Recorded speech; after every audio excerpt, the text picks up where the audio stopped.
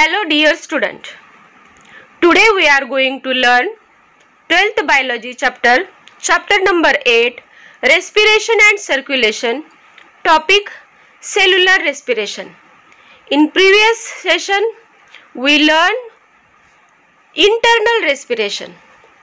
Internal respiration, that is transportation of oxygen and transportation of carbon dioxide. विद्यार्थी मित्रांनो, माझ्या चॅनलचं नाव आहे माऊली बायो क्लासेस. चॅनलला सबस्क्राइब करा, कारण या आधीचे व्हिडिओही तुम्हाला पाहता येतील. लाईक करा, शेअर करा, म्हणजे भरपूर विद्यार्थ्यांपर्यंत माझे व्हिडिओ पोहोचतील.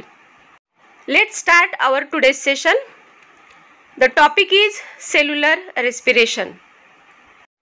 In mechanism of respiration there are 4 processes.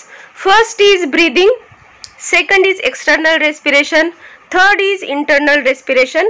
या आधी आपण ब्रीदिंग पाहिलेलं आहे, इनहेल एंड एक्सहेल पाहिलेलं आहे, एक्सटर्नल रेस्पिरेशन पाहिलेलं आहे आणि इंटरनल रेस्पिरेशन पाहिलेलं आहे. म्हणजेच आतापर्यंत आपण ब्रीदिंगद्वारे कार्बन डायऑक्साईड लंग्समध्ये येतो, ॲल्व्होलायमध्ये येतो आणि लंग्समध्ये ॲल्व्होलायमध्ये आल्यानंतर तो ब्लडमध्ये येतो, ब्लडमधून तो सर्क्युलेट होऊन तो सेलपर्यंत येतो, हे आपण पाहिलेलं आहे. आता सेलमध्ये ऑक्सिजन आल्यानंतर पुढे काय होतं हे आपण सेल्युलर रेस्पिरेशनमध्ये पाहणार आहोत.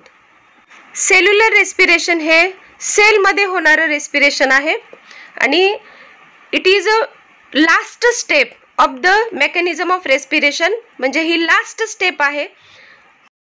In that food is oxidised.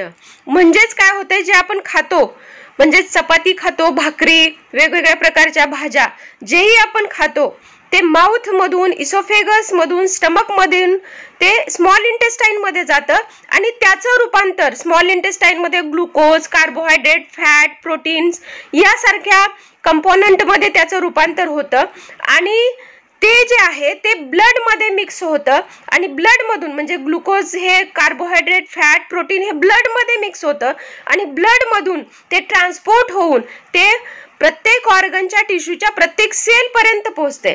आणि सेलमध्ये गेल्यानंतर ज्यावेळेस सेलमध्ये ऑक्सिजन येतो, म्हणजे ऑक्सिजन कुठून येतो तर ज्यावेळेस आपण इनहेल करतो ऑक्सिजन ब्रीदिंगद्वारे, तो ॲल्व्होलायमधून, लंग्समधून तो ब्लडमध्ये मिक्स होतो, ब्लडमधून तो ट्रान्सपोर्ट होऊन तो सेलपर्यंत येतो. आपण याच्या आधी पाहिलेलं आहे ऑक्सिजन ट्रान्सपोर्टेशन. तर सेलपर्यंत पोहोचल्यानंतर ज्यावेळेस तो फूड बरोबर मिक्सअप होतो, म्हणजेच फूड काय होतं तर ऑक्सिडाइज्ड होतं, म्हणजेच त्यामुळं काय होतं, फूडचं ब्रेकडाऊन होतं. ग्लुकोज बरोबर मिक्स होऊन ग्लुकोजचं ब्रेकडाऊन होतं आणि त्यामधून काय तयार होतंय तर ATP जनरेट होतंय, म्हणजेच एनर्जी रिलीज होते. That means cellular respiration is the process in which food is oxidized and produce energy, and that energy is in the form of ATP. That means cellular respiration is food is oxidized and ATP is generated. Cellular respiration can be shown in 2 steps. First is oxidation and the second is phosphorylation. First, oxidation. Oxidation means in the presence of oxygen or adding of oxygen.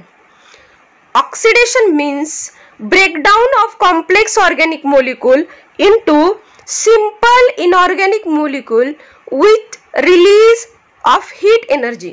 Oxidation मध्ये पहिलं काय होतंय तर जे glucose molecule सेलमध्ये present असतो, जो blood मार्फत सेलपर्यंत आलेला असतो, त्या ग्लुकोज मॉलिक्यूलचं, म्हणजेच कॉम्प्लेक्स ऑर्गॅनिक मॉलिक्यूलचं ब्रेकडाऊन होतंय आणि ब्रेकडाऊन होऊन सिंपल इनऑर्गॅनिक मॉलिक्यूल मध्ये त्याचं रूपांतर होतंय and with release of heat of energy. आणि त्यानंतर काय रिलीज होतंय तर हीट एनर्जी रिलीज होते. तुम्ही इथं रिॲक्शन बघू शकता. C6H12O6 is the formula of glucose plus 6CO2, म्हणजे in the presence of oxygen it release or it is produce 6CO2 plus 6H2O plus 686 kilocalories.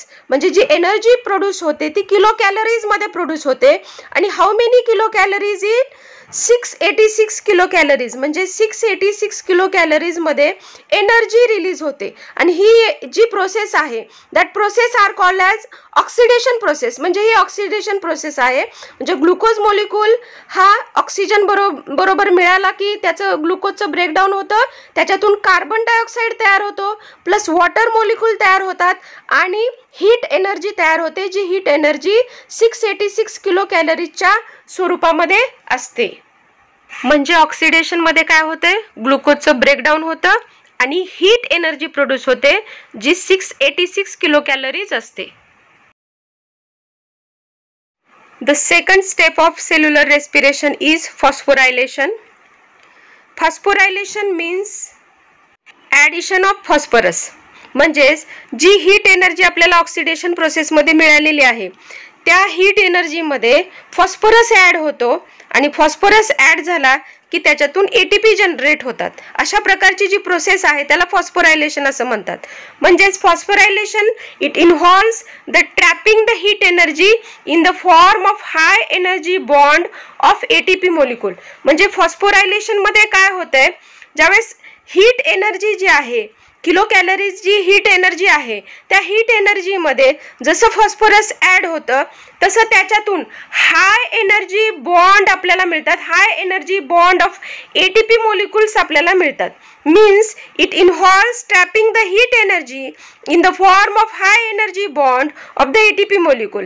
आणि हा जे ATP मॉलिक्युल्स ह्याच्यामध्ये जे प्रोड्यूस होत आहेत, ATP molecules is used to carry out vital life processes असं म्हटलेलं आहे. म्हणजे या ATP मॉलिक्युल्सचा खूप साऱ्या इम्पॉर्टंट प्रोसेससाठी, बॉडीच्या ज्या इम्पॉर्टंट प्रोसेस आहेत, व्हिटल लाईफ प्रोसेसेस म्हणजे इम्पॉर्टंट लाईफ प्रोसेसेस, आणि ह्या इम्पॉर्टंट लाईफ प्रोसेसेस करण्यासाठी या ATP एनर्जीचा यूज केला जातो किंवा वापर केला जातो. म्हणजेच आपलं दिनचर्या असेल, काम असेल, पळणं असेल, धावणं असेल, जे काही आपलं वर्किंग असेल त्या वर्किंगसाठी या ATP मॉलिक्युलचा वापर केला जातो. सेलमध्ये वेगवेगळ्या प्रोसेसेस चालतात. त्या वेगवेगळ्या प्रोसेसेससाठी म्हणजे सेलला वर्क करण्यासाठी, सेलला काम करण्यासाठी सुद्धा एनर्जीची गरज असते आणि ती एनर्जी सेल ही जी आहे ती ATPच्या स्वरूपामध्ये घेते. म्हणून या ATP is the energy currency of the cell असं म्हटलेलं आहे. म्हणजे सेलचं एनर्जी करन्सी युनिट हे कोणचं आहे तर ATP आहे. फॉस्फोरायलेशनचा फॉर्म्युला इथं दिसत आहे.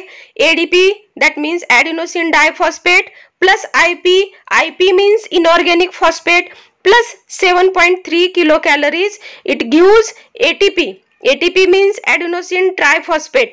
म्हणजेच फॉस्फोरायलेशन मध्ये काय होतंय तर जी ऑक्सिडेशन मध्ये हीट एनर्जी प्रोड्यूस झालेली आहे, ऑक्सिडेशन मध्ये किती हीट एनर्जी प्रोड्यूस होते 686 किलो कॅलरीज एवढी हीट एनर्जी प्रोड्यूस होते.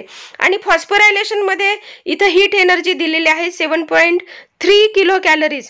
तर सेलमध्ये प्रोसेसिंगमधून भरपूर प्रमाणामध्ये हीट एनर्जी प्रोड्यूस होते आणि त्या हीट एनर्जीमध्ये ही हीट एनर्जी ॲड होऊन, म्हणजेच फॉस्फोरायलेशनमध्ये आपल्याला फक्त एवढंच लक्षात घ्यायचं आहे की जी हीट एनर्जी आहे त्या हीट एनर्जीमध्ये फॉस्फरस ॲड होतोय आणि एनर्जी तयार होते, म्हणजेच ATP तयार होत आहेत. म्हणजेच कन्फ्युजन करून घेऊ नका. ऑक्सिडेशनमध्ये 686 किलो कॅलरीज हीट एनर्जी दिलेली आहे आणि फॉस्फोरायलेशनमध्ये 7.3 किलो कॅलरीज एवढी हीट एनर्जी दिलेली आहे. तर ही हीट एनर्जी कमी जास्त होऊ शकते कारण ऑक्सिडेशन प्रोसेसमधून ही हीट एनर्जी तयार होते, म्हणजे त्याच्यामध्ये कमी जास्त होऊ शकतं. फक्त आपल्याला इथं फॉस्फोरायलेशनमध्ये काय लक्षात घ्यायचं आहे तर ह्या हीट एनर्जीमध्ये फॉस्फरस ॲड होतोय आणि ATP तयार होत आहेत. I hope student you understand this topic, you like my study material, so keep study hard. Thank you.